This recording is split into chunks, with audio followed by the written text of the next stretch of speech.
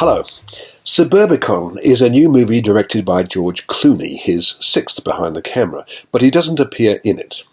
Instead, the leading role, that of a seemingly average white-collar worker living in bland American suburbia in the 1950s, is played by Matt Damon, wearing spectacles and a look of bland innocence. In fact, Damon's Gardner Lodge is far from innocent, as we soon discover.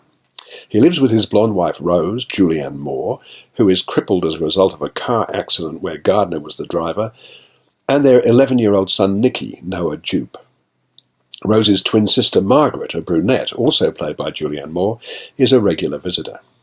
One night there's a home invasion. A couple of bad guys, Glenn Fleshler and Alex Hassel, whose behaviour seems very strange, tie up and chloroform the three lodges. Rose never recovers, and this is where the story really starts. It doesn't take much to guess that we've entered into classic film noir territory, especially when Margaret moves in and does a Kim Novak with the blonde hair dye.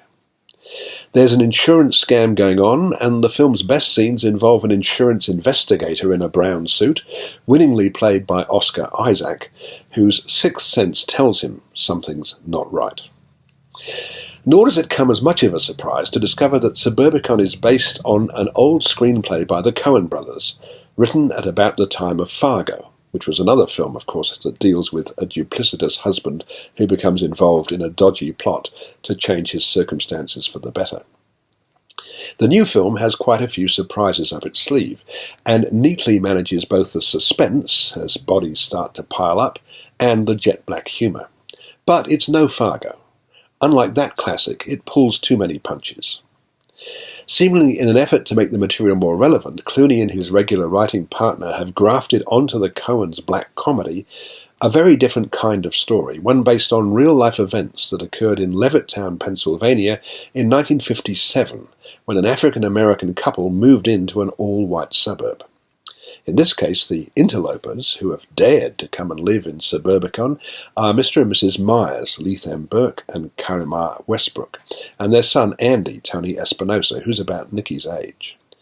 When Suburbicon's ever-smiling postman first encounters Mrs. Myers, he assumes she's the maid, and it doesn't take long before the entire community of concerned citizens has whipped itself up into a violent lather of protest against the blacks who have had the temerity to aspire to middle-class white lifestyles. This element of the film seems grafted on, and it's a long time before Clooney succeeds in making some sort of case to link the black comedy of one side of the narrative with the grim racism of the other. It's as though you're watching two very different films, awkwardly blended together.